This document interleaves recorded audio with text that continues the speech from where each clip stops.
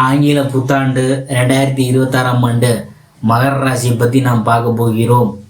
அதில் இந்த புத்தாண்டில் உங்களுக்கு 7.5 சனி முழுமையாக விலகுதுங்க. எனவே ஏப்ரல் மாதத்துக்கு மேலே இனிய பலன்கள் கிடைக்கும். மே மாதம் குரு பயிற்சியும் வருட கடைசியில் ராகு கேதுக்களின் பயிற்சியும் நிகழவிருக்குது. அஷ்டமத்து கேது மாறிய பின்னால் வீண் விரயங்கள் இருந்து விடுபட போகிறீங்க.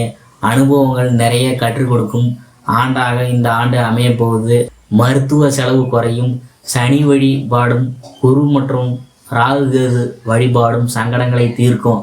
புத்தாண்டின் கிரக நிலை.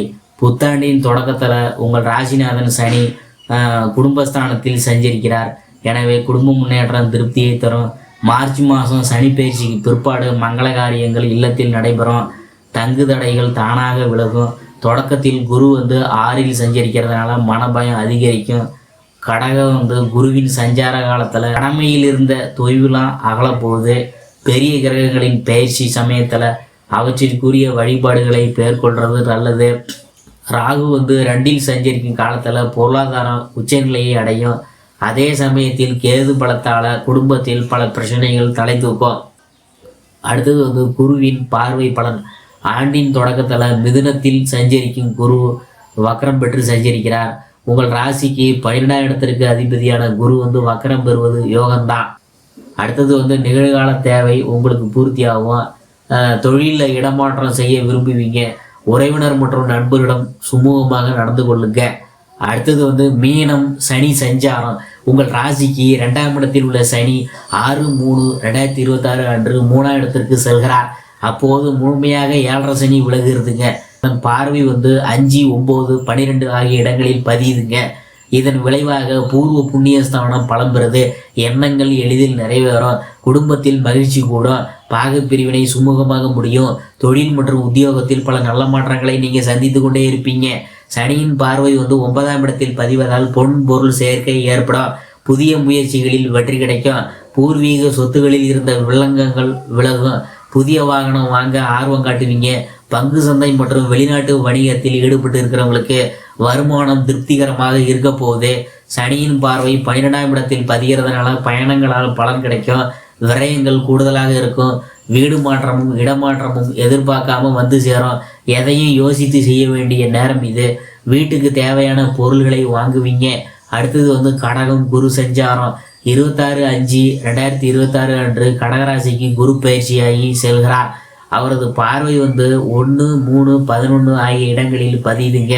உங்கள் ராசிக்கு 3, 12 ஆகிய இடங்களுக்கு அதிபதியானவர் குரு. அவர் சப்தம ஸ்தானத்திற்கு வரும்பொழுதே சஞ்சலம்லாம் தீரப்போகுதே. சிந்தனைகள் அனைத்தும் வெற்றி கிடைக்க போகுது. குருவின் பார்வை உங்கள் ராசியில் பதிவது யோகம்தான். உடல்நலம் சீராகும். நல்ல காரியங்கள் பலவும் இல்லத்தில் நடைபெறும். வியாபாரத்தை விரிவு செய்யும் முயற்சி வெற்றி பெறும். திடீர் பயணத்தால் லாபம் உண்டு. குருவின் பார்வை 3ஆம் இடத்தில் பதிவதால் வழக்குகள் வெற்றி பெறும். வாய்தாக்கள் ஓயும். ஒரு சிலருக்கு இழந்த பதவி கிடைக்கும். எதிலும் துணிந்து செயல்படுங்க. தன்னம்பிக்கையும் தெய்வ நம்பிக்கையும் தக்க சமயத்தில் கை கொடுக்க போகுது. உடன் பிறந்தவங்களால் நன்மைகள் கிடைக்க போகுது. புதிய திருப்பங்கள் பலவும் நடைபெற போகுது.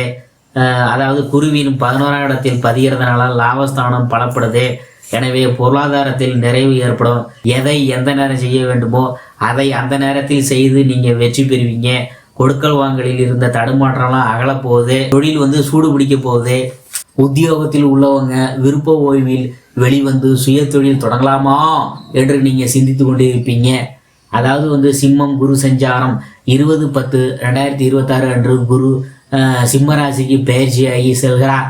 இந்த அதிசார பயிற்சி தொடர்ந்து ஆண்டு முழுவதும் இருக்குதுங்க. 22/12/2026 அன்று சிம்மத்தில் குரு வக்கரம் அடைகிறார். அவரது பார்வை 2, 4, 12 ஆகிய இடங்களில் பதியுதுங்க. குடும்ப முன்னேற்றம் கூடும். அஷ்டமத்து குருவின் ஆதிக்கங்கிறதுனால உடல் நலனில் மிகுந்த கவனம் தேவை. பொருளாதாரத்தில் ஏற்றமும் இறக்கமும் கலந்த நிலையே இருக்கும். உறவினர்களிடம் விட்டு கொடுத்து போங்க. ராகுகேது பயிற்சி. இந்த புத்தாண்டில் சர்ப கிரகங்களான ராகுகேது பயிற்சி 13/11/2026 அன்னைக்கு பார்த்தீங்கன்னா நடைபெற உள்ளது. உங்கள் ராசியிலேயே ராகுவும் சப்தமஸ்தானத்தில் கேதுவும் சஞ்சரிக்கிறாங்க. ஜென்மத்தில் ராகு சஞ்சரிக்கும் பொழுது நாகதோஷத்தின் பின்னணியில் உங்கள் ராசி இருக்கிறதுனால சர்ப சன்னதிகளை செய்வது நல்லது. உங்கள் ராசிக்கு 2ஆம் இடத்தில் உள்ள ராகு இப்போது உங்கள் ராசிக்கே வருகிறார். எனவே அச்சுறுத்தும் நோய்கள் உடலை ஆட்கொள்ளலாம். ஒப்பற்ற வாழ்க்கையை அமைய மாற்றங்கள் வரலாம். உழைப்புக்கேற்ற ஊதியம் கிடைக்காது. ராகு உங்கள் ராசியில் சஞ்சரிக்கும் பொழுது வருமானம் திருப்திகரமாக இருந்தாலும் விரயங்கள் அதிகரிக்கும். அடுத்தது சப்தமஸ்தானத்தில் கேது சஞ்சரிக்கிறதுனால குடும்பத்தில் பிரச்சனைகள் கூடும். கொள்கை பிடிப்போடு செயல்பட இயலாது. மன உறுதி குறையும். வெளிநாட்டில் இருக்கிறவங்க தாய்நாடு திரும்புவதில் தடைகள் ஏற்படும். பல வழிகளில் பிரச்சனைகள் அலைமோதும். ஊர் மாற்றம் செய்யலாமா என்ற சிந்தனை அதிகரிக்கும். தொழிலில் ஈடுபாடு குறையும். எதிலும் விழிப்புணர்ச்சி தேவைப்படும். வளர்ச்சி தரும் வழிபாடு. இந்த ஆண்டு இனிய ஆண்டாக அமையப்பெற வழிபாடு உங்களுக்கு தேவைங்க. தேய்பிறை அஷ்டமி என்று பைரவர் கவசம் பாடி பைரவரை வழிபட்டீங்கன்னா வளர்ச்சியெல்லாம் கூடுமுங்க.